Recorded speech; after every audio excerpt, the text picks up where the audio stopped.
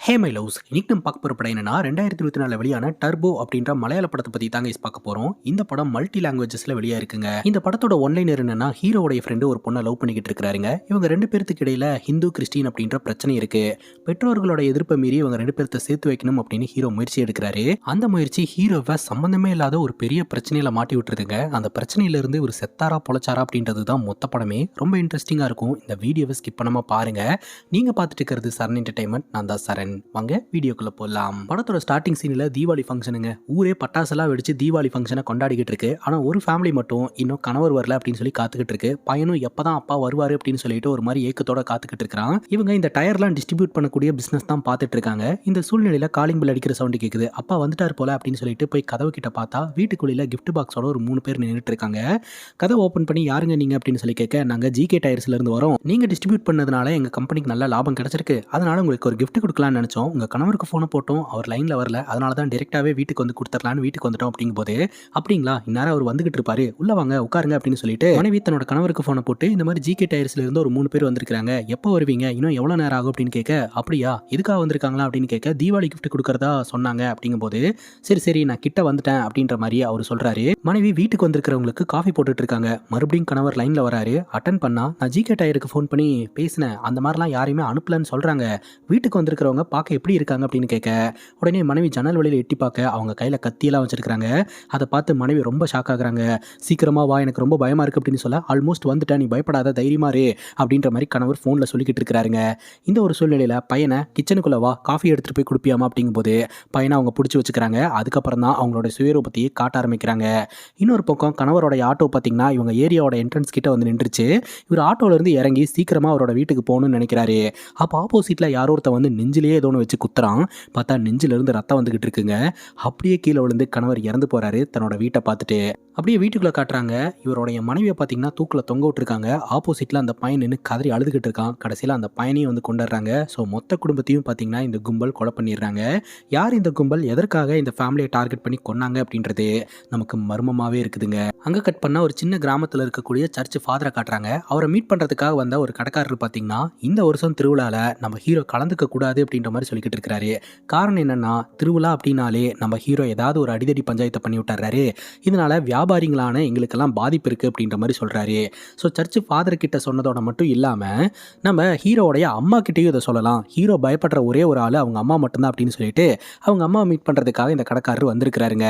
நம்ம ஹீரோடைய பேர் ஜோஸு. இந்த ஊர்க்காரங்க எல்லாம் டர்போ ஜோஸு அப்படின்ற மாதிரி தான் கூப்பிடுவாங்க. நம்ம ஹீரோடைய அம்மா கிட்ட இந்த மாதிரி இந்த வருஷம் திருவிழா வருது, இந்த திருவிழாவில் உங்கள் பையன் கலந்துக்க கூடாது, அப்படி கலந்துக்கிட்டானா ஏதாவது அடிதடி பஞ்சாயத்துன்னு சொல்லி எங்களோட வியாபாரத்தை கெடுத்துட்டுருவான், அந்த திருவிழாவையும் கெடுத்துட்டுருவான். அதனால் அவனை எப்படியாவது இந்த ஊரை விட்டு அமுச்சு வச்சிருங்க. அதுவும் குறிப்பாக கொடைக்கானலுக்கு அமுச்சு ஒரு 4 நாள் அங்கே ஜாலியாக இருந்துட்டு வர சொல்லுங்க, இங்கே திருவிழா நல்லபடியாக நடந்து முடிஞ்சிடும் அப்படின்ற மாதிரி சொல்ல, சரின்னு சொல்லி நம்ம ஹீரோ கிட்ட ஹீரோடைய அம்மா இந்த வருஷம் திருவிழாவில் நீ கலந்துக்க கூடாது, நீ என்ன பண்ணுற, நேராக பஸ் ஸ்டாப்புக்கு போகிற, திண்டுக்கல் பஸ்ஸை பிடிக்கிற, அங்கே போய் இறங்கி அங்கேருந்து கொடைக்கானல் போயிடுற, கொடைக்கானலில் ஒரு 4 நாள் ஸ்டே பண்ணிட்டு ஊரெலாம் சுற்றி பார்த்துட்டு ரிட்டன் வா அப்படின்ற மாதிரி அம்மா சொல்லிடுறாங்க. இப்போ அந்த இடத்துக்கு ஜெரி ஜீப் எடுத்துட்டு வராரு. என்னன்னா திருவிழாக்கு கிளம்பியாச்சா அப்படின்னு சொல்லி கேட்க, திருவிழாவா, இவன் திருவிழாலாம் கலந்துக்க போறது கிடையாது, இவன் கொடைக்கானல் போறான் அப்படின்ட்டு நம்ம ஹீரோடைய அம்மா மட்டும் ஜீப்ல வந்து உட்காந்துக்கிறாங்க. ஜெரி சொல்றாரு, ஜோசன் இருந்தாதான் திருவிழாவே நல்லா இருக்கும்ட்டு. அப்படிலாம் கிடையாது, அவன் இல்லாமையும் நல்லா இருக்கும், நீ கிளம்புடா முத அப்படின்னு சொல்லிட்டு வண்டி எடுக்க சொல்லிடுறாங்க. இந்த ஒரு சூழ்நிலையில நம்ம ஹீரோ ஃபீல் பண்ணிட்டு பஸ் ஸ்டாப்ல வந்து உட்கார்றாருங்க. பக்கத்துல ஒரு நபர் வந்து உட்காந்துட்டு நீ திண்டுக்கலா போற அப்படின்னு கேட்க, ஆமான்றாரு. என்ன விஷயமா போற அப்படின்னு கேட்க, யாருக்கு தெரியும், எங்க அம்மாக்குதே தெரியும், நான் ஏன் போறேன் எதுக்கு போறேன்னு எனக்கே தெரியாது அப்படின்ற மாதிரி புலம்பிக்கிட்டு இருக்கிறாருங்க. ஹீரோக்கு இந்த ஊர்ல நடக்கக்கூடிய திருவிழாவில் கலந்துக்கணுன்ற ஆசை இருக்கு. அங்கே கட் பண்ணா ஈவினிங் பார்த்தீங்கன்னா இந்த ஊரில் திருவிழா ஸ்டார்ட் ஆகுது. கடைக்காரங்களாம் கொஞ்சம் சந்தோஷத்தில் தான் இருக்கிறாங்க. ஸோ இந்த வருஷம் ஜோஸ் இல்லாதனால இங்கே அடிதடி பஞ்சாயத்தெல்லாம் இல்லாமல் திருவிழா நல்லபடியாக நடக்கும்ட்டு. ஆனால் ஜோஸ் இல்லைன்னா என்ன, அருவா அப்படின்ற ஒரு நபர் இருக்கிறார் இல்லையா, அவரும் கொஞ்சம் ரவுடித்தனம்லாம் பண்ணிட்டு இருப்பார்ல. அப்படிங்கும்போது அவன் மட்டும் இந்த ஊர்ல இருந்து என்ன பிரயோஜனம், ஜோஸ் இருந்தால் தான் 2 பேர்த்துக்குள்ள சண்டை வரும், ஜோஸ் இல்லாதனால பெருசாக பிரச்சனை வராது அப்படின்னு நினைக்கிறாங்க. ஆனால் இவங்க நினச்சதுக்கு ஆப்போசிட்டாக இந்த அருவான்றவர் அருவாவை தூக்கிட்டு வந்து நம்ம ஹீரோடைய ஃப்ரெண்டான ஜெரியை போட்டு அடி அடின்னு அடிச்சுக்கிட்டு இருக்கிறாரு. அங்கே பெரிய பஞ்சாயத்து ஆகுது. என்னடா நடக்குதுங்க அப்படின்னு சொல்லி யோசனை பண்ணிக்கிட்டு இருக்கும்போது அந்த இடத்துக்கு நம்ம ஹீரோ வந்துடுறாருங்க. இந்த அருவா அப்படின்ற அந்த நபரை போட்டு பொலவலன்னு பொழக்கிறாரு. வருஷா இந்த அருவாவை தூக்கிட்டு வந்துருவியாடா, வேற புது அருவாவையே எடுத்துட்டு வர மாட்டியாடா, உன் அருவாவை ஃபேஸ் பண்ணி எனக்கு ரொம்ப போரிங்காக இருக்குது அப்படின்னு சொல்லிட்டு பயங்கரமாக சண்டை போட்டுக்கிட்டு இருக்காங்க. அந்த சண்டையில் ஜெரியோட தலையிலேயே அட்டாக் பண்ண ஜெரி அப்படியே மயக்கம் போட்டு விழுந்துடுறாரு. கரெக்டாக அந்த இடத்துக்கு நம்ம ஹீரோடைய அம்மா வந்துடுறாங்க. இது வரைக்கும் மாசா சண்டை போட்டுட்டு இருந்த நம்ம ஹீரோடைய அம்மா பார்த்ததும் பயந்து ஓடிடுறாருங்க. அதுக்கப்புறம் ஜெரியை தூக்கிட்டு போய் ஹாஸ்பிட்டல் ஹாஸ்பிட்டல் அட்மிட் பண்றாங்க. ஆனா ஜெரி சுயநனவே இல்லாம ஹாஸ்பிட்டல் அட்மிட் ஆயிருக்காருங்க. அப்பதான் இவங்களுக்கு வேண்டப்பட்ட ஒரு போலீஸ் ஆபீசர் வந்து ஒரு விஷயத்த சொல்றாரு. இந்த பஞ்சாயத்து யூசுவலா வருஷம் நடக்கக்கூடிய பஞ்சாயத்து கிடையாது. ஜெரி மேல இருக்கக்கூடிய காண்ட்ல தான் இந்த பஞ்சாயத்து நடந்திருக்கு. அப்படிங்கும்போது ஜெரி மேல அவனுக்கு என்ன காண்டு அப்படின்னு கேட்க அப்பதான் ஒரு விஷயத்த சொல்றாரு. ஆக்சுவலா ஜெரி ஒரு பொண்ணை லவ் பண்ணிக்கிட்டு இருந்திருக்கான். அந்த பொண்ணோட பேர் இந்து. அந்த பொண்ணு ஹிந்து, இவன் கிறிஸ்டின். அதனால 2 பேர்த்தோட வீட்ல எதிர்ப்பு வந்திருக்கு. அந்த பொண்ணுக்கு நிச்சயதார்த்தம். அந்த டைம்ல இவங்க 2 பேரும் ஓடி போயிடலான்னு பிளான் பண்ணியிருக்காங்க. அந்த பொண்ணோட அண்ணன் கூட ஆர்மியில இருக்கிறான். இவன் நிச்சயதார்த்தத்தை நிப்பாட்டி இந்த பொண்ணை தூக்கிட்டானா என்ன பண்றதுன்னு சொல்லி இவன் அடக்கி வாசிக்கிறதுக்காக தான் இந்த பஞ்சாயத்து அப்படின்னு சொல்ல, அப்படியா இவங்க 2 பேர்த்த நம்ம சேர்த்து வச்சே ஆகணுமே அப்படின்னு ஹீரோ முடிவெடுக்கிறாருங்க. அந்த பொண்ணோட அட்ரஸ் என்ன அப்படின்னு கேட்க அந்த பொண்ணோட அட்ரஸ் எல்லா டீட்டெயிலுமே ஜெரிக்கு மட்டும்தான் தெரியும். ஆனா ஜெரி அடி வாங்கினதுல அன்கான்சியஸ் ஆகி கிடக்குறாரு. அவர் கண் முழிக்கிறதுக்கு ரொம்ப நேரம் ஆகும் அப்படின்ற மாதிரி டாக்டர் சொல்றாங்க. ஆனா இவன் கண் முழிக்கிறதுக்குள்ள அந்த பொண்ணுக்கு நிச்சயதார்த்தம் முடிஞ்சிருச்சுன்னா என்ன பண்றது அப்படின்னு யோசனை பண்ண அப்பதான் அங்க இருக்கிறவரு ஜெரியோட போனை செக் பண்ணா தெரிஞ்சிடும்ல அப்படின்னு சொல்லிட்டு போனை செக் பண்றாங்க. பார்த்தா இந்துன்ற பேர்ல நிறைய பொண்ணுங்க பேர் இருக்குதுங்க. இந்து இன்ஸ்டா, இந்து +2, இந்து பம்பிள் டிம்பிள் அப்படின்னு ஏகப்பட்ட பொண்ணுங்க பேர் இருக்குதுங்க. ஒரிஜினல் இந்துவே எப்படியோ ஒருத்தங்களுக்கா கால் பண்ணி கண்டுபிடிச்சிட்டாங்க. இந்த சூழ்நிலையில இந்துவோட தங்கச்சி பாத்தீங்கன்னா எப்படியோ அவன் வருவான் காப்பாத்துவான் அப்படின்லாம் கனவு கண்டுட்டு இருக்காத, சினிமாவில் மட்டும்தான் இதெல்லாம் நடக்கும் அப்படிங்கும்போது இல்லை கண்டிப்பாக இந்த நிச்சயதார்த்தத்தை நிப்பாட்டுறதுக்கு அவன் வருவான் அப்படின்னு சொல்லி இவங்க கொஞ்சம் கான்ஃபிடென்ட்டாக இருக்கிறாங்க. அப்போ ஹாரன் சவுண்ட் கேட்குது. வந்துட்டான் பாத்தியா அப்படின்னு சொல்லிட்டு வெளியே வந்து பார்த்தா நம்ம ஜெரி வந்திருக்க மாட்டாரு. ஹீரோ மட்டும் அந்த இடத்துக்கு வந்திருப்பாரு. நம்ம ஹீரோ பார்த்தீங்கன்னா இந்துவோட பேரண்ட்ஸ் கிட்ட இந்த மாதிரி பேசுறாரு. சின்ன ஜெரிசுங்க லவ் பண்ணிருச்சு, நம்ம தான் பார்த்து சேர்த்து வைக்கணும். இவங்க 2 பேர்த்த சேர்த்து வச்சதுக்கப்புறம் அவங்க வழியில போறாங்க, நீங்க உங்க வழியில போறீங்க, நான் என் வழியில போறேன்னு பேசிக்கிட்டு இருக்கும்போது நம்ம இந்துவோட அண்ணன் ஹீரோ பலார்னு ஒரு அற விட, என்னடா இது நான் இங்க ஏதாவது பண்ணேன்னா அம்மா கோச்சுப்பாங்களே அப்படின்னு சொல்லிட்டு இருந்தாலும் சண்டை ஓட்டுதான் ஆகணும் அப்படின்னு சொல்லிட்டு இந்துவோட கண்ணை மூட வச்சுட்டு அந்த இடத்துல இருந்து இந்துவை தூக்கிடுறாருங்க. நீ எதுக்குங்க கவலைப்படாதமா, ஜெரி ரொம்ப நல்ல பையன் தான், அவங்க கூட உன்னை சேர்த்து வச்சு ஒரு நல்ல வாழ்க்கையை அமைச்சு தரதே என்னோட பொறுப்பு அப்படின்னு சொல்லிட்டு நம்ம ஹீரோ என்ன பண்றாருன்னா இந்துவை கூப்பிட்டுட்டு ஜெரியோட வீட்டுக்கு போயிடுறாருங்க. அங்க போய் காலிங் பெல் அடிச்சா மொத்த குடும்பமும் வெளியே வந்து நிக்குது. இங்க பாருடா உன்னோட காதலியை கூட்டிட்டு வந்துட்டேன், நிச்சயதார்த்தத்தையும் நிப்பாட்டிட்டேன், அடுத்து உங்க 2 பேருக்கு கல்யாணம் பண்ணி வைக்கிறது தான் அப்படின்னு சொல்லும் போது நம்ம ஜெரி பாத்தீங்கன்னா இந்த பொண்ணு யாருன்னே தெரியல, எனக்கும் இந்த பொண்ணுக்கு எந்த சம்மந்தம் இல்லை, எனக்கு ரொம்ப டயர்டா இருக்கு, நான் தூங்குறேன் அப்படின்ட்டு இவர் பாட்டுக்கு போயிடுறாருங்க. பாத்தியா யாருனே தெரியாத ஒரு பொண்ணை கூட்டிட்டு வந்து என் பையன் லவ் பண்ணா நீ சொல்லிட்டு இருக்கிறியா, இந்த பொண்ணை கூட்டிட்டு கிளம்பு அப்படின்ற மாதிரி ஜெரியோட வீட்டில் சொல்லிடுறாங்க. ஜெரி ஏன் இப்படி சொன்னா அப்படின்னு சொல்லிட்டு நம்ம ஹீரோவும் சரி இந்துவும் சரி ரொம்பவே அப்செட் ஆயிடுறாங்க. அதுக்கப்புறம் அவன் பேச்சை கேட்டு கூட்டிட்டு வந்தது என்னோட தப்பா போச்சு, இப்போ நான் என்ன பண்ணுவேன், உன்னை நான் எங்க கூட்டிட்டு போவேன் அப்படின்னு சொல்லி கேட்க அதுக்கு இந்து சொல்றாங்க, நீங்க ஒன்றும் பண்ண தேவையில்ல, சென்னை பஸ்ல என்னை ஏற்றி விட்டுருங்க, நான் சென்னையில தான் ஒர்க் பண்றேன், அங்க போய்ப்பேன் அப்படிங்கும் போது அப்படியா நல்ல விஷயம் அப்படின்னு சொல்லிட்டு பஸ்ஸை குறுக்காட்டி நம்ம இந்துவை பஸ்ல ஏற்றி விட்டு கையில செலவுக்கெல்லாம் காசு இருக்குல்ல அப்படிங்கும்போது என்கிட்ட ஃபோன் இருக்குது நான் எல்லாம் ஜிபே பண்ணிப்பேன் அப்படின்ட்டு அந்த இடத்த விட்டு கிளம்பிடுறாங்க. இப்போ நம்ம ஹீரோ பார்த்தீங்கன்னா வீட்டுக்கு வரும்போது வீட்டுக்குள்ளே கலராக லைட் எரிஞ்சுக்கிட்டு இருக்கு. என்ன லைட் அது அப்படின்னு சொல்லிட்டு கொஞ்சம் தூரம் தள்ளி இருந்து அம்மாவுக்கு ஃபோனை போட அப்போதாங்க விஷயம் தெரிய வருது. நம்ம ஹீரோடைய வீட்டு முன்னாடி போலீஸ்காரங்க இருக்கிறாங்க. ஸோ இது வந்து போலீஸ் கேஸ் ஆயிருக்குது. அந்த பொண்ணை ஒப்படைச்சா மட்டும்தான் நம்ம ஹீரோ விடுவாங்க, இல்லாட்டி ஹீரோ அரெஸ்ட் பண்ணிடுவாங்க. எனக்கு தெரியாது, அந்த பொண்ணை கொண்டு போய் அவங்க வீட்டில் விட்டாதான் உன்னை இந்த வீட்டில் சேர்த்துப்பேன் அப்படின்ற மாதிரி அம்மா மிரட்டுறாங்க.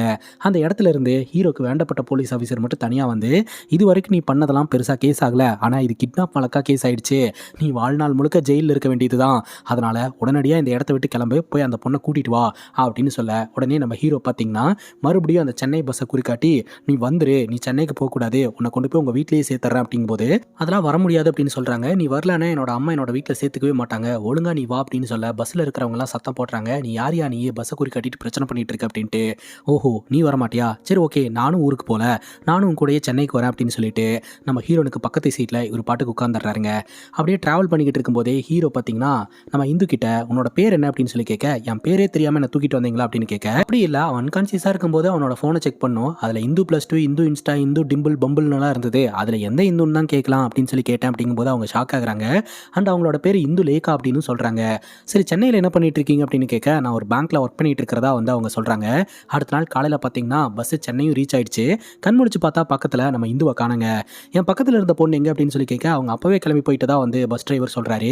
அந்த பஸ்ஸில் யாருமே இல்லைங்க. இப்போ இந்து பார்த்தீங்கன்னா வீட்டுக்கு போயிட்டு ரெடி ஆகிட்டு பேங்க்குக்கு போயிட்டாங்க. அங்கே பார்த்தீங்கன்னா ஆண்ட்ரூ அப்படின்ற ஒரு கிளைண்ட் வந்து இந்த மாதிரி நான் புதுசாக கார் ஷோரூம் ஓப்பன் பண்ணியிருக்கிறேன், உங்களால தான் அந்த லோன் எனக்கு சீக்கிரமாக கிடைச்சிது, அதனால திறப்பு விழாக்கு நீங்கள் கண்டிப்பாக வரணும் அப்படின்னு சொல்ல நீங்கள் இந்த பேங்கோட முக்கியமான கிளைண்ட் சார் அப்படின்னு சொல்லிட்டு நம்ம ஹீரோயினும் அவங்க கேபினில் போய் உட்காடுறாங்க. அந்த இடத்துக்கு டில்லி பாபு அப்படின்ற ஒரு நபர் வராருங்க. இவர் முன்னாள் எம்எல்ஏ. இவர் அவரோட இடத்த வச்சு லோன் வாங்கணும் அப்படின்னு சொல்லி அப்ளை பண்ணி இருந்திருக்கிறாரு. ஆனால் அந்த இடத்துக்கு நிறைய உரிமை உரிமையாளர்கள் இருக்கிறாங்க, அதனால எல்லோரும் சைன் போடணும். ஸோ ப்ராப்பர் டாக்குமெண்ட் எடுத்துட்டு வாங்க, அப்பதான் லோன் சாங்ஷன் பண்ணுவேன் அப்படிங்கும்போது, நீ யார்கிட்ட பேசுறேன்னு தெரியுதா அப்படின்னு சொல்லி ஆச்சா போச்சான்னு கத்த ஆரம்பிச்சிடுறாரு.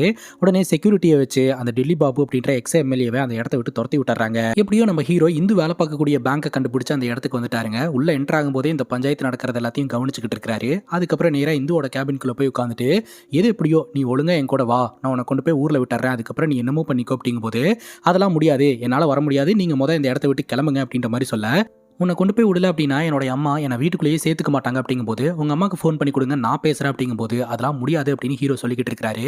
உடனே செக்யூரிட்டியை வச்சு நம்ம ஹீரோவையும் தூக்கிட்டு போய் வெளியே விட்டுருங்க அப்படின்னு சொல்ல, செக்யூரிட்டிஸ் நம்ம ஹீரோவை தூக்கிட்டு வந்து வெளியே விட்டுருவாங்க.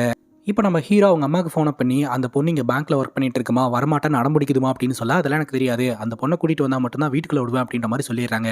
அதுக்கப்புறம் ஊரில் இருக்கக்கூடிய போலீஸ் ஆஃபீஸருக்கு ஃபோனை போட்டால் அவர் என்ன சொல்கிறாருன்னா, உன்னால் ஊர் பக்கமெல்லாம் வர முடியாது, கிட்னாப் வழக்கில் போலீஸ்காரங்க உன்னை தேடிட்டு இருக்காங்க, ஊருக்கு வந்த உடனே உன்னை பிடிச்சிட்டு போயிடுவாங்க, அதனால் வந்த அந்த பொண்ணோட வரணும் அப்படின்ற மாதிரி சொல்ல, சரி இந்த ஊர்லேயே தங்கிடலான்னு ஒரு லாட்ஜில் ரூம் எடுத்து தங்குறாருங்க. 24 ஹவர்ஸ் ஹாட் வாட்டர் வரும் அப்படின்னு சொல்லியிருக்கிறாங்க. ஆனால் வரல, காசை ரீஃபண்ட் பண்ணுங்க அப்படின்னு சொன்னாலும் கேட்க மாட்டேன்றாங்க. அதனால் அந்த ஹோட்டல் மேனேஜ்மெண்ட் இருக்கிறவரை போட்டு அடிச்சிட்டாருங்க. இப்போ போலீஸ் ஆஃபீஸர் இந்துவை ஸ்டேஷனுக்கு வர சொல்லி, இவருக்கு உங்களை மட்டும் தான் தெரியும்னு சொல்றாரு. அவரோட செலவுக்கு 10,000 போலீஸ்காரங்களோட செலவுக்கு 15,000 கொடுத்துட்டு அவரை கூட்டிட்டு போயிருங்க, நாங்க கேஸ் எல்லாம் போடல, அவர் இந்த ஊர்ல இருக்கிற வரைக்கும் நீங்க தான் அவருக்கு பொறுப்பு, இனிமேல் எந்த பிரச்சனையும் பண்ணாத மாதிரி பாத்துக்கோங்க அப்படின்னு சொல்ல, நம்ம இந்து பாத்தீங்கன்னா வெளியே வந்து, உங்க கேரக்டருக்கு இந்த ஊர் சுத்தமா செட் ஆகாது, தயவு செஞ்சு இந்த இடத்துல இருந்து போயிருங்க அப்படிங்கும்போது, நான் இன்னும் சாப்பிடவே இல்லை அப்படின்ற மாதிரி ஒரு ரொம்ப ஃபீல் பண்றாரு. சரி வாங்க அப்படின்னு சொல்லிட்டு இந்து அவங்களோட வீட்டுக்கே கூட்டிட்டு போறாங்க, சாப்பிட வைக்கிறாங்க. அந்த வீட்டுக்கு இந்துவோட தங்கச்சி வராங்க. எனக்கு தெரிஞ்சு நம்ம ஜெரி மேலே எந்த தப்பும் இல்லைன்னு எனக்கு தோணுது. ஏன்னா ஜெரி நம்ம இந்துவோட தங்கச்சி கிட்ட சொல்லியிருக்காரு, திடுப்புன்னு வீட்டு வாசலில் வந்து நின்றுட்டாங்க, அப்பாவுக்கு 2 முறை ஹார்ட் அட்டாக் வந்திருக்கு, 3வது முறை ஹார்ட் அட்டாக் வந்ததுன்னா அவர் இறந்தே போயிடுவார், மறுபடியும் ஒரு அதிர்ச்சியை கொடுக்கணுமா அப்படின்னு சொல்லிட்டு தான் நான் அப்போ தெரியலன்னு சொல்லி சமாளித்து அமுச்சு வச்சேன், அப்புறம் பார்த்துக்கலான்னு சொல்லிட்டு அப்படின்னு சொல்ல, நீ அவரோட பாயிண்ட் ஆஃப் இருந்து யோசிக்கணும்ல அப்படின்னு இந்துவோட தங்கச்சி இந்து கிட்ட சொல்லிக்கிட்டு இருக்க. நம்ம ஹீரோ சாப்பிட்டுட்டு வெளியே வந்துட்டாரு. எல்லா பிரச்சனையும் பண்ணிட்டு நீங்கள் மட்டும் ஜாலியாக இருக்கீங்களா அப்படின்னு சொல்லி இந்துவோட தங்கச்சி கலாய்ச்சிட்டு இருக்காங்க. அதுக்கப்புறம் செலவுக்கு காசு இருக்குதா, இந்த காசை வச்சுட்டு நீங்கள் கிளம்புங்க அப்படின்னு சொல்ல, சரின்னு கேட்டுட்டு ஹீரோ கிளம்பலான்னு வெளியே வராரு. பார்த்தா அந்த இடத்துல ஜெரி வந்து நின்றுட்டு இருக்காரு. அவர் எக்ஸ்பிளைன் பண்றதுக்கு ட்ரை பண்றாரு. ஹீரோ பாட்டுக்கு சன்னமா வெளியே வந்துடுறாருங்க. அப்போ ஜெரி கிட்ட இந்து சொல்றாங்க, நான் எல்லாத்தையும் அக்செப்ட் பண்ணிப்பேன், ஆனா உன்னோட கான்டாக்ட்ல அத்தனை பொண்ணுங்க பேர் இருக்குது, அதை மட்டும் அக்செப்ட் பண்ண மாட்டேன் அப்படின்னு சொல்லி பலாருன்னு ஒரு அறை விட்டு துரத்தி விட்டுருவாங்க. என்னன்னா இப்படி பண்ணி வச்சிருக்கீங்க, அந்த கான்டாக்ட்ல இருந்த நேம்ஸ் எல்லாமே இவளை பார்க்கறதுக்கு முன்னாடி பேசினது பழகுனது, அதெல்லாம் விட்டு ரொம்ப வருஷமாச்சு, இப்படி பண்ணிட்டீங்களேனா அப்படின்னு சொல்லிட்டு நம்ம ஜெரியும் கோச்சிட்டு அந்த இடத்துல இருந்து கிளம்பிட்டாருங்க. இப்போ நம்ம ஹீரோ ஊருக்கு போயிடலாம் அப்படின்னு நினைச்சா, அங்க இருக்கக்கூடிய போலீஸ் ஆஃபீஸர் நீ ஊர் பக்கமே வர முடியாது, வந்தீங்கன்னா உன்னை அரெஸ்ட் பண்ணிடுவாங்க அப்படின்ற மாதிரி சொல்றாங்க. அதனால ஹீரோ இந்த ஊர்லயே தான் இருந்தாகணும். ஜெரி பாத்தீங்கன்னா வேற ஒரு பேங்க்ல ஒர்க் பண்ணிட்டு இருக்காரு. லீவ் எல்லாம் முடிச்சுட்டு இவரோட பேங்க்ல ரீஜாயின் பண்ணும்போது அப்பதான் ஜெரி கூட ஒர்க் பண்ணிட்டு இருக்கக்கூடிய ஒரு பொண்ணு, இங்க பாரு ஜெரி, நீ பண்றது தப்பு, அந்த அக்கௌண்ட்ல இருந்து எடுத்த 70 லட்ச ரூபாய் பணத்தை ரிட்டர்ன் போட்டுரு அப்படிங்கும் போது, எந்த அக்கௌண்ட், நீ என்ன சொல்ற, எனக்கு ஒன்றும் புரியல அப்படிங்கும் போது, அப்பதான் அந்த பொண்ணு எக்ஸ்பிளைன் பண்றாங்க, உனக்கு விஷயமே தெரியாது அப்படின்ட்டு. இவர் லீவ்ல இருக்கும்போது பாத்தீங்கன்னா ஒரு கணவன் மனைவி பேங்க்குக்கு வந்திருக்காங்க. அவங்க வேற யாரும் கிடையாது, படத்தோட ஸ்டார்டிங் சீன்ல ஜேகே டயர்ஸ் அப்படின்னு சொல்லிட்டு ஒரு 3 பேர் கொலை பண்ணிட்டு போனாங்க இல்லையா ஒரு குடும்பத்தை, அந்த குடும்பத்தை சார்ந்த கணவன் மனைவி தான் அவங்க. அவங்க அப்பாவோடைய அக்கௌண்ட்ல இருந்து 70 லட்ச ரூபாய் பணம் டெபிட் ஆயிருக்கிறதா கம்ப்ளைண்ட் கொடுத்துருக்காங்க. அதுவும் அவங்க அப்பா இறந்து 8 வருஷம் ஆயிடுச்சுங்க. அந்த அக்கௌண்ட்டை அப்பாவோட ஞாபகமாக சென்டிமெண்ட்டாக வச்சிருக்காங்க. அந்த அக்கௌண்ட்ல இருந்து காசெல்லாம் போயிருக்கு அப்படின்ற மாதிரி சொல்லியிருக்காங்க. அதுக்கு நம்ம ஜெரியோட பாஸ்கியை தான் பயன்படுத்தி இருக்காங்க. இப்போ ஜெரி பார்த்தீங்கன்னா அந்த ரிப்போர்ட்ஸ் எல்லாம் வாங்கி செக் பண்ணுறாரு. ராத்திரி பார்த்தீங்கன்னா வீட்டுக்கு ஹீரோ வந்திருக்காரு. என்னால் ஊருக்கு போக முடியாது, ஏன்னா ஊரில் போலீஸ்காரங்க தேடிட்டு இருக்காங்க, நான் இங்கே தான் இருக்கணும் அப்படிங்கும்போது, உங்களுக்கு என்ன தங்கறதுக்கு இடம் வேணும், அவ்வளோதானே, என் வீட்லேயே தங்கிக்கோங்க அப்படின்னு சொல்லிட்டு ஜெரி கோவமாக கிளம்புறாரு. அப்போ பார்த்தீங்கன்னா கொலிக்க மீட் பண்ணுறதுக்காக தான் போறாருங்க. காஃபி ஷாப்பில் வச்சு அவர் கண்டுபிடிச்ச ஃபைண்டிங்ஸ் எல்லாம் சொல்கிறாரு. ஆக்சுவலாக இந்த ஒரு அக்கௌண்ட் மட்டும் இல்லை, சிட்டியில் இருக்கக்கூடிய இன்ஆக்டிவான அக்கௌண்ட்ல இருக்கக்கூடிய பணம் எல்லாமே கொள்ளையடிக்கப்பட்டிருக்கு. அதாவது அக்கௌண்ட் ஹோல்டர் இறந்து போயிருப்பாரு, அந்த அக்கௌண்ட்ல கேஷ் இருந்திருக்கும், நீண்ட நாட்களா பாத்தீங்கன்னா அந்த அக்கௌண்ட் இன்ஆக்டிவாவே இருந்துட்டு இருந்திருக்கும், அந்த அக்கௌண்ட்ல இருக்கக்கூடிய கேஷை ஹேக் பண்ணி ஆட்டை போடுறது, இந்த மாதிரியான டிரான்சாக்ஷன்லாம் பண்ணிட்டு இருந்திருக்காங்க. இதுக்கு இந்த பேங்க்ல வேலை பார்க்கக்கூடிய ஜெரியோட ஐடி கார்டையே பயன்படுத்தி இருக்காங்க. விச் மீன்ஸ் இந்த பேங்க்ல இருக்கக்கூடிய யாரோ ஒருத்தங்க யாருக்கோ தகவலை கொடுக்குறாங்க, இந்த அக்கௌண்ட்ஸ் எல்லாம் இன்ஆக்டிவா இருக்குன்னு சொல்லிட்டு, அது யாருன்றதை கண்டுபிடிக்கணும் அப்படின்னு சொல்லி ஜெரி சொல்றாருங்க. அங்க கட் பண்ணா வேலாயுதம் அப்படின்ற ஒரு அரசியல்வாதியை காட்டுறாங்க. இந்த அரசியல்வாதி கிட்ட 24 எம்எல்ஏ இருக்கிறாங்க. இந்த 24 எம்எல்ஏவையும் பார்த்தீங்கன்னா ஒரு கும்பல் அவங்க பக்கம் வரணும் அப்படின்ற மாதிரி கூப்பிட்டுக்கிட்டு இருக்குது. ஆனால் இந்த வேலாயுதம் பார்த்தீங்கன்னா அதெல்லாம் முடியவே முடியாது அப்படின்ற மாதிரி சொல்லிடுறாரு. கரெக்டாக அந்த இடத்துக்கு ஹெலிகாப்டரில் ஒரு நபர் இறங்குறாருங்க. அவருடைய பேர் வெற்றிவேல் சண்முக சுந்தர் அப்படின்னு சொல்லிட்டு. அவர் பார்த்தீங்கன்னா இந்த ஊரையே ரூல் பண்ணணும்னு நினைக்கிறாரு. மொத்த எம்எல்ஏவையும் பார்த்தீங்கன்னா அவர் பக்கம் இழுத்துக்கிட்டு அவர் ஆட்சியை பிடிக்கணும், தான் கண்ட்ரோலில் இந்த ஊரை வச்சுக்கணும் அப்படின்னு நினைக்கிறாருங்க. இவர் வந்து லைம் லைட்டில் இல்லாத ஒரு ரவுடிங்க. அதாவது வெளி உலகத்துக்கு இப்படி ஒரு ஆள் இருக்கிறாரு அப்படின்றதே தெரியாது. ஆனால் அண்டர் வேர்ல்டில் இருந்துட்டு இந்த ஊரையே கண்ட்ரோல் பண்ணிட்டு இருப்பாரு. இவரை எதிர்த்தவங்களை யாரையுமே விட்டு வைக்க மாட்டாருங்க. அதே சமயம் இவர் ஒவ்வொரு எம்எல்ஏக்கும் 100 கோடி கொடுத்து தான் பக்கம் இழுத்துருக்கிறாரு. இந்த விஷயம் பார்த்தீங்கன்னா ஒரே ஒரு ரிப்போர்ட்டருக்கு மட்டும் தெரிஞ்சு போச்சு. அவங்க இதை ஒரு நியூஸாக வெளியிடுறாங்க. உடனே அந்த ரிப்போர்ட்டரை கடத்திட்டு வந்து இவர் வச்சிருக்கிற அந்த மீன் ஃபேக்டரியில் தொங்க விட்டு இந்த மீனை எல்லாம் அறுப்பாங்க இல்லையா, அந்த மிஷின்குள்ளே போட்டு அறுத்துறாருங்க. அதுக்கு ஒரு கதையும் சொல்றாருங்க. கடல்ல இருக்கக்கூடிய திருட்டு பசங்களுக்கு வெளி உலகம் என்னன்னே தெரியாது. நடுக்கடல்ல சுத்திக்கிட்டு இருப்பானுங்க. உணவு கொஞ்சம் கொஞ்சமாக காலியாகும் போது ஆமைங்களை தொங்க விட்டு அதை சாப்பிட ஆரம்பிப்பானுங்க. ஒரு கட்டத்துக்கு மேலே அவங்க குரூப்லேயே யாராவது பிரச்சனை பண்ணா அவங்களையும் அந்த ஆமையோட ஆமையாக தொங்க விட்டு அந்த நபரையும் சாப்பிட்டுருவானுங்க அப்படின்னு சொல்லி அந்த பொண்ணை அங்கே இருக்கக்கூடிய மிஷினில் தொங்க விட்டு கொடூரமான முறையில் கொலை பண்ணுறாங்க. கொஞ்ச நேரத்துக்கு முன்னாடி இந்த இல்லீகல் டிரான்சாக்ஷன்லாம் நடந்துட்டு இருக்கு அப்படின்னு பார்த்தோம் இல்லையா, அதை பண்ணுறது பார்த்தீங்கன்னா இந்த வெற்றிவேல் சண்முக சுந்தரன் அப்படின்றவருடைய டீம் தாங்க. இப்போ நம்ம ஹீரோ பார்த்தீங்கன்னா இந்துவை மீட் பண்ணி என்னால் ஜெரிக்கோடே இருக்க முடியாது, ஊருக்கும் போக முடியாது, நீ தான் எனக்கு ஏதாவது உதவி பண்ணணும் அப்படிங்கும் போது கரெக்டாக அந்த இடத்துக்கு எக்ஸ்எம்எல்ஏ வந்து நீ எனக்கு லோன் தர மாட்டேன்னு சொன்னால உன்னை சும்மா விட மாட்டேன் அப்படின்னு சொல்லி பிரச்சனை பண்ணிக்கிட்டு இருக்கிறாருங்க. இதை கவனிச்ச நம்ம ஹீரோ பார்த்தீங்கன்னா இந்த எக்ஸ்எம்எல்ஏடைய அடியாட்களை அடிக்க அவங்க பயந்து அந்த இடத்துலேருந்து போயிடுறாங்க. சரி உனக்கு வந்து நான் வேலை வாங்கி தரேன் அப்படின்னு சொல்லிட்டு நம்ம இன்னும் என்ன பண்ணுறாங்கன்னா ஆண்ட்ரூ அப்படின்ற ஒரு நபரை பார்த்தோம் இல்லையா, புதுசாக கார் ஷோரூம் கூட ஓப்பன் பண்ணாரு. அவர்கிட்ட டிரைவர் வேலைக்கு சேர்த்து விட்டுறலாம் அப்படின்னு சொல்லிட்டு கொண்டு போய் சேர்த்து விட்றாங்க. இங்கே வந்தால் டிசிப்ளின் தான் முக்கியம், நாங்கள் சொல்கிறதெல்லாம் கேட்டு நடந்துக்கணும், ஒழுங்காக ட்ரெஸ் பண்ணிக்கணும் அப்படின்ற மாதிரிலாம் சொல்லிட்டு நம்ம ஆண்ட்ரூ பார்த்தீங்கன்னா ஒரு இடத்துக்கு ஹீரோவை கூட்டிகிட்டு போகிறாருங்க டிரைவரா. அங்கே போன உடனே பார்த்தீங்கன்னா அங்கே ஒரு நபர் இருக்கிறாரு. அவருடைய பேர் ஆட்டோ பில்லான்னு சொல்லிட்டு அவர் சின்ன ஒரு டானாக இருந்துகிட்டு இருக்கிறாருங்க. அவர்கிட்ட இவங்க கொஞ்சம் கடன் வாங்கியிருப்பாங்க போல், அந்த அமௌண்ட்டை ரிட்டர்ன் பண்ணலாம் அப்படின்றதுக்காக தான் வந்திருக்கிறாங்க. அந்த அமௌண்ட்டோட வேல்யூ 25 லட்ச ரூபாய். ஆனால் அந்த ஆட்டோ பில்லை பார்த்தீங்கன்னா இப்போ மாற்றி பேசுகிறாரு. உங்கள் அப்பா காலத்துலேருந்தே எனக்கு ஒன்று நல்லா தெரியும், ஆனால் நீ இது வரைக்கும் நான் டானாவே பார்த்ததில்ல, அதனால் நான் வந்து 25 லட்ச ரூபாய் அப்படின்றத 1 கோடியாக மாற்றுறேன், 1 கோடி ரூபா கொடுத்துட்டு இந்த ஊரில் நீ பிஸ்னஸ் பண்ணிக்க அப்படின்னு சொல்ல, இப்படி அநியாயமாக பேசினா நாங்கள் என்ன பண்ண முடியும் அப்படின்ற மாதிரி நம்ம ஆண்ட்ரூவோட ஆளுங்க கேட்க உடனே ஆட்டோ பில்லாவோடைய ஆட்கள் பார்த்தீங்கன்னா அட்டாக் பண்ணிடுறாங்க. ஆண்ட்ரூக்கும் பலமாக அடிபட்டிருக்கு. ஆண்ட்ரூ கீழே கிடக்குறாருங்க. அப்போ அந்த இடத்துல நின்றுட்டு இருந்த நம்ம ஹீரோ பார்த்தீங்கன்னா நான் ஏதாவது பண்ணலாமா அப்படின்னு சொல்லி கேட்க, உன்னால் என்ன பண்ண முடியும் அப்படிங்கும்போது இங்கேருந்து தப்பிக்கிறதுக்காக நம்ம ஏதாவது பண்ணி தான் ஆகணும் அப்படின்னு சொல்லிட்டு ஆட்டோ பில்லா கிட்ட ஹீரோ போய் டீல் பேசுறாருங்க. அப்பவும் ஆட்டோ பில்லா ஹீரோ கிட்ட பஞ்சாயத்து பண்ணுறதுக்கு தயாராகிறாரு. ஹீரோக்குன்னா சண்டைனா ரொம்ப பிடிக்கும் இல்லையா, அதனால ஹீரோ ஆட்டோ பில்லாவோட ஆட்களை அடிச்சு போட ஆட்டோ பில்லா பயங்கர ஷாக் ஆயிடுறான். அதுக்கப்புறம் நம்ம ஆண்ட்ரூக்கு ஹீரோ ரொம்ப பிடிச்சி போயிருதுங்க. இவ்வளோ தூரம் நமக்கு சப்போர்ட்டிவாக இருந்திருக்கான்னு சொல்லிட்டு நம்ம ஹீரோ தங்கிறதுக்கான ஒரு ஃப்ளாட்டையே கிஃப்டாக கொடுக்குறாருங்க. அவ்வளோ பெரிய ஃப்ளாட்டில் ஹீரோ மட்டும் இப்படி தனியாக இருக்கிறதுன்ட்டு உடனே தன்னுடைய அம்மாவுக்கு ஃபோனை போட்டு நீ ஊர்லேருந்து இங்கே கிளம்பி வந்துருமா, நாம 2 பேர் இங்கே இருக்கலாம் அப்படின்னு சொல்லிட்டு அந்த ஒரு ஃப்ளாட்டில் பார்த்தீங்கன்னா ஹீரோவும் ஹீரோடைய அம்மாவும் ஸ்டே பண்ணுறாங்க. அது மட்டும் இல்லாமல் இந்துவோட இன்சிடென்ட்டுக்கு அப்புறம் இந்துவோட ஃபேமிலி மெம்பர்ஸ் யாருமே பார்த்தீங்கன்னா இந்து கூட பேசுறதே இல்லை, விட்டுட்டாங்க. ஒரு நாள் பார்த்தீங்கன்னா ஹீரோ போயிட்டு இந்துவோட ஃபேமிலி மெம்பர்ஸ் கிட்டலாம் பேசி எப்படியோ இந்து கூட சேர்த்து வச்சிடறாருங்க. அதே சமயம் இந்துவோட ஃபேமிலி பார்த்தீங்கன்னா ஹீரோடையும் ஃப்ரெண்ட் ஆயிட்டாங்க. எல்லோரும் இவங்க ஃப்ளாட்டுக்கு வந்து போகிறது அப்படின்னு சொல்லிட்டு எல்லாம் நார்மல் ஆயிட்டாங்க. ஆனால் இந்துக்கு பார்த்தீங்கன்னா நம்ம ஜெரி மேலே கோவம் தான். ஏன்னா ஜெரி எப்படி வந்து மற்ற பொண்ணுங்க கூடலாம் பேசலாம் அப்படின்னு சொல்லிட்டு ஒரு பொசசிவ்னஸ் காரணமாக கோவத்தில் தான் இருந்துட்டு இருக்காங்க. இந்த ஒரு சூழ்நிலையில் ஜெரி பார்த்தீங்கன்னா அவருடைய பேங்க்கில் நடக்கக்கூடிய அந்த ஸ்கேம், அதுக்கு பின்னாடி யார் இருக்காங்க அப்படின்றத ரிசர்ச்சில் ரொம்ப தீவிரமாக இறங்கிட்டு இருக்கிறாருங்க. நம்ம ஜெரியும் ஜெரி கூட ஒர்க் பண்ணக்கூடிய ஒரு பொண்ணும். இப்போ நம்ம ஹீரோ வீட்டில் எல்லோருக்கும் சமையல்லாம் செஞ்சுட்டு இருக்கும்போது நீங்கள் ஏன் இவ்வளோ நாள் சிங்கிளாக இருக்கிறீங்க, நீங்களும் ஒரு கல்யாணம் பண்ணிக்கலாம்ல அப்படிங்கும்போது இவர் நிலச்சரிவில் மாட்டி இவங்க அம்மா தான் கைஸ் உயிரை காப்பாற்றி இருந்திருக்கிறாங்க. அந்த ஒரு சூழ்நிலையில் அந்த ஒரு பாதிப்புல இருந்து இவர் மீண்டு வரதுக்கே கவுன்சிலிங் எல்லாம் போயிட்டு வந்தாராம். ஸோ அதனால லைட்டாக மென்டலி அன்ஸ்டேபிள் ஆனதுனால இவர் நான் யார் லைஃபுக்குள்ளேயும் போல அப்படின்னு சொல்லிட்டு தான் உண்டு தான் அம்மா உண்டுனே வாழ ஆரம்பிச்சிருந்திருக்கிறாருங்க. பட் அதுக்காக நான் கடவுள் மேலே கோவமாக தான் இருக்கிறேன், நான் செத்து சொர்க்கத்துக்கு போகும்போது ஜீசஸ் கூட உட்காந்து வைனெல்லாம் குடிக்க மாட்டேன் அப்படின்ற மாதிரி கொஞ்சம் ஃபன்னியாக பேசி எல்லோரும் சிரிக்க வச்சுக்கிட்டு இருக்கிறாருங்க. இப்போ ஜெரியும் ஜெரியோட கொலிக்கும் பார்த்தீங்கன்னா ஒரு அக்கௌண்ட்ல இருந்து இன்னொரு அக்கௌண்ட்டுக்கு ட்ரான்ஸ்ஃபர் ஆச்சு இல்லையா, அந்த அக்கௌண்ட் யாருது அப்படின்னு சொல்லி செக் பண்ணி பார்க்கும்போது தான் தெரிய வருது அவங்களுக்கு ஒரு அக்கௌண்ட் இருக்குன்னே வந்து தெரியாதுங்க. அதாவது ஆதார் கார்டு கொடுத்தா வேலை தருவேன் அப்படின்னு சொல்லிட்டு ஆதார் கார்டு வாங்கிக்கிறாங்க. இந்த ஒரு சூழ்நிலையில் அவங்களுக்கும் வேலை கிடைக்குது.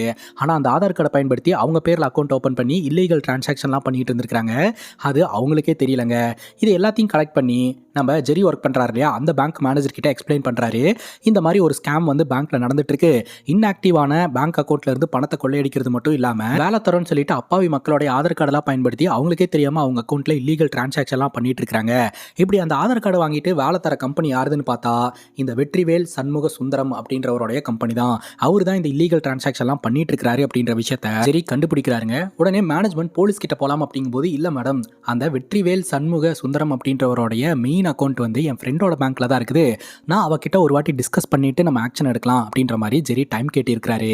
இந்த டைமில் பார்த்தீங்கன்னா இல்லீகல் டிரான்சாக்ஷன்லாம் பண்ணும்போது ஒருத்தங்களுக்கு நோட்டிஃபிகேஷன் போயிடுச்சு. அதை வந்து எனாபிள் பண்ணதுக்காக அங்கே வேலை பார்த்துட்டு இருக்கிற ஒரு பொண்ணோட கழுத்தை குத்தி இந்த வெற்றிவேல் சண்முக சுந்தரம் கொலை பண்ணுறாருங்க. இந்துவோட பேங்க்ல தான் பார்த்தீங்கன்னா இந்த வெற்றிவேல் சண்முக சுந்தரத்தோடைய மெயின் அக்கௌண்ட் இருக்குதுங்க. அதனால இந்து கிட்ட இதை பற்றி பேசலாம் அப்படின்னு பேங்க்குக்கு வந்தா இந்து வந்து நம்ம ஜெரி மேலே இருக்கக்கூடிய கோவத்தில் ரெஸ்பான்ஸே பண்ண மாட்டாங்க. அதனால சேடாக அங்கிருந்து கிளம்பிடுவாருங்க. ஹீரோக்கு ஃபோனை போட்டு, நான் இன்னைக்கு இந்து கிட்ட ரொம்ப இம்பார்ட்டண்ட்டாக பேசணும், உங்கள் ஃப்ளாட்டுக்கு வரேன் அப்படின்னு சொல்ல, சரிடா கிளம்பி வா அப்படின்ற மாதிரி ஹீரோ சொல்லிடுவாருங்க. அதுக்கு இடையிலேயே பார்த்தீங்கன்னா பார்க்கிங்கில் வச்சு நம்ம ஜெரியை ஒரு கும்பல் துரத்த ஆரம்பிக்குது. ஜெரி இந்த மாதிரி இன்வெஸ்டிகேஷன் பண்ணிட்டு இருக்கிறாரு அப்படின்ற விஷயம் வந்து அந்த கும்பலுக்கு தெரிஞ்சு போச்சு. இப்போ நம்ம ஜோஸ் வீட்டுக்கு வந்து பார்த்தா வீட்டுக்குள்ளே பார்த்தீங்கன்னா இந்த ஆட்டோ பில்லாவோட ஆட்கள் இருக்கிறாங்க. அன்னைக்கு நீ அடிச்சதுக்காக இன்னைக்கு நான் ரிவெஞ்ச் எடுக்க போகிறேன் அப்படின்னு சொல்லிட்டு, ஆனால் ஹீரோ அடிக்கிறத பார்த்தா அவங்க அம்மா ஷாக் ஆயிடுவாங்கன்னு சொல்லிட்டு அவங்கள அப்படியே லைட்டாக 2 தட்டு தட்டி டைல்ஸ் ஓட்டுறதுக்காக வந்திருக்காங்கன்னு சமாளிச்சு அந்த இடத்துல இருந்து அனுப்பி வைக்கிறாருங்க. ஜெரி வரேன்னு சொன்னா வரலையான்னு கேட்டுட்டே ரூம் டோர் ஓப்பன் பண்ணா ஜெரி உள்ள தூக்கில் தொங்கிட்டு இருக்காருங்க. அதை பார்த்து பயங்கர ஷாக் ஆயிடுறாங்க. ஸோ ரிப்போர்ட் எல்லாம் முடிஞ்சு வருது. அங்கே இருக்கிற போலீஸ் ஆஃபீஸர் என்ன சொல்றாரு அப்படின்னா, காதல் தோல்வினால நடந்த தற்கொலை அப்படின்னு சொல்லி தான் கேஸை க்ளோஸ் பண்றோம். இருந்தாலும் அவரோட வீட்டை விட்டுட்டு ஃப்ரெண்டோட ஃபிளாட்ல வந்து தொங்குறதுக்கான காரணம் என்ன? நீங்க 2 பேருமே இந்த ஊரை விட்டு போகக்கூடாது, உங்க மேல எங்களுக்கு சந்தேகம் இருக்கு அப்படின்ற மாதிரி போலீஸ்காரங்க சொல்லிடுறாங்க. வீட்டில் உட்காந்து எல்லாருமே ரொம்ப ஃபீல் பண்ணிட்டு இருக்காங்க. ஆக்சுவலா எல்லாருமே காதல் தோல்வினால தான் ஜெரி இறந்தாரு அப்படின்ற மாதிரி தான் திங்க் பண்றாங்க.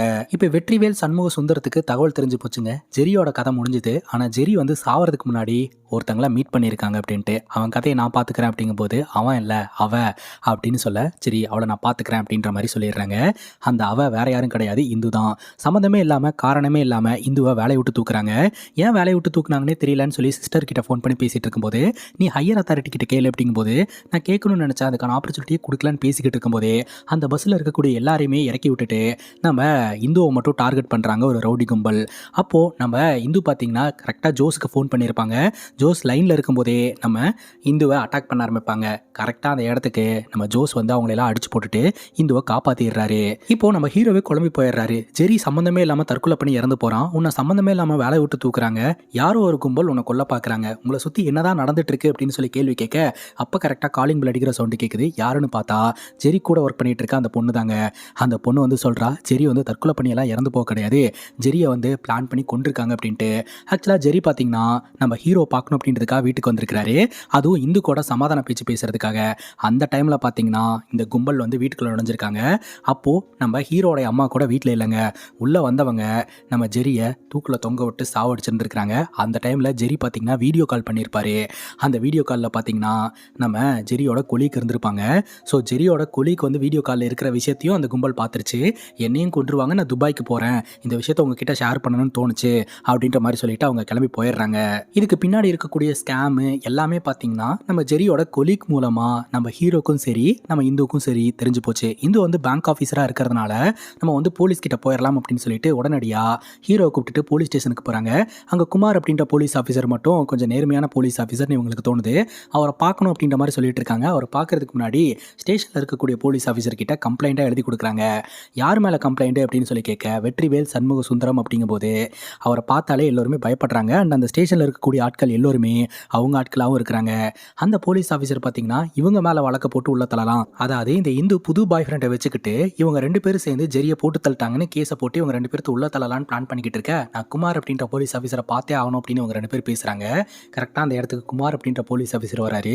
கூடையே இந்த வெற்றிவேல் சண்முக சுந்தரம் அவரையும் கூட்டிட்டு, ஸோ அவரும் பார்த்தீங்கன்னா அவங்க பக்கம் அப்படின்னு தெரிய வருது. இப்போ இவர் என்ன சொல்கிறாரு அப்படின்னா, உன்னை நான் எதுவும் பண்ண மாட்டேன், இவளை விட்டுட்டு போயிரு, எனக்கு தேவை இவன் மட்டும்தான் அப்படின்ற மாதிரி சொல்ல, ஹீரோ பார்த்தீங்கன்னா ஸ்டேஷனில் இருக்கக்கூடிய எல்லோருமே அடிச்சு நொறுக்கிட்டு இருக்காங்க. இந்த வெற்றிவேல் சண்முக சுந்தரம் இருக்கிறார் இல்லையா, அவர் காரில் போயிட்டு இருக்கிறாரு. அவருக்கு தகவல் வருது இந்த மாதிரி ஸ்டேஷனில் இருக்கக்கூடிய எல்லோருமே அடிச்சு போட்டுட்டு 2 பேரும் தப்பிச்சு போயிட்டாங்கன்ட்டு. அது எப்படி பாசிபிள், எனக்கு அவங்க வேணும், எப்படியாவது பிடிச்சிட்டு வாங்க அப்படின்ற மாதிரி அவர் ப்ரெஷர் போட்டுக்கிட்டு இருக்கிறாரு. இப்போ நம்ம ஹீரோவும் நம்ம இந்துவும் அந்த இடத்துல இருந்து தப்பிச்சிட்டாங்க. ஒரு கும்பல் பார்த்தீங்கன்னா இந்துவோட வீட்டுக்கு போகுது, இன்னொரு கும்பல் பார்த்தீங்கன்னா ஹீரோட வீட்டுக்கு போய் ஹீரோட அம்மாவை கடத்த பார்க்குது. உடனே ஹீரோ பார்த்தீங்கன்னா அவங்க அம்மா கிட்ட ஃபோன் பண்ணி ஒரு ஐடியாவை சொல்லிடுறாரு. அது என்ன அப்படின்னு பார்த்தீங்கன்னா, வீட்டில் இருக்கக்கூடிய பர்ஃப்யூம் பாட்டிலெல்லாம் கொண்டு போய் கேஸில் வச்சு ஆன் பண்ணி விட்டுறாரு. அது சூடாகும் போது அந்த இடமே பார்த்தீங்கன்னா பயங்கரமாக வெடிச்சு செதறும். ஸோ அப்போது எமர்ஜென்சி அலாரம் அடித்து அந்த ஃப்ளாட்டில் இருக்கிற எல்லோருமே வெளியே வந்துருவாங்க. கூட்டத்தோட கூட்டமாக நம்ம ஹீரோட அம்மாவும் தப்பிச்சிருவாங்க. இப்போ இந்துவோட வீட்டுக்கு பார்த்தீங்கன்னா இந்த ஆட்டோ பில்லாவோட ஆட்களை அமுச்சு வச்சு அந்த இடத்துல வீட்டை வித்துட்டாங்க, நாங்கள் வாங்கிட்டோம் அப்படின்ற மாதிரி கணக்கு காமிச்சிடுறாங்க. என்னதான் இந்த ஆட்டோ பில்லாவோட ஆட்கள் இவங்களுக்கு சப்போர்ட் பண்ணாலும் இந்த வெற்றிவேல் சண்முக சுந்தரத்தோடைய ஆட்கள் பார்த்தீங்கன்னா இவங்களை பின்தொடர்ந்து வந்துகிட்டே இருக்கிறாங்க. ஏதாவது ஒரு சேஃபான இடம் நமக்கு தேவைப்படுது அப்படின்னு சொல்லிட்டு இவர் என்ன பிளான் பண்ணுறாருனா, எந்த போலீஸ் ஆஃபீஸர் வந்து இவங்களுக்கு எதிராக மாறினாரோ அந்த போலீஸ் ஆஃபீஸரோட வீட்டுக்கு போயிட்டு அவரையும் அவரோட மனைவி குழந்தையும் பார்த்தீங்கன்னா நம்ம ஹீரோ பிடிக்கிறாரு. காருக்குள்ளே அவங்க 3 பேர்த்தையும் வச்சு அவங்கள வச்சு சேஃபாக இங்கிருந்து தப்பிக்கலாம் அப்படின்னு சொல்லிட்டு தப்பிக்கிறாங்க. செக் போஸ்ட்டில் போலீஸ்காரங்க நிற்கும் போது இந்த வண்டியில் குமார் அப்படின்ற போலீஸ் ஆஃபீஸர் இருக்கிறாரு அப்படின்னு சொல்லிட்டு யாரும் பெருசாக கண்டுக்கவே இல்லை. ஆனால் இந்த குமார் பார்த்தீங்கன்னா சைகை காமிச்சிடுறாரு, என் காரில் தான் அவங்க இருக்காங்க அப்படின்னு சொல்லிட்டு.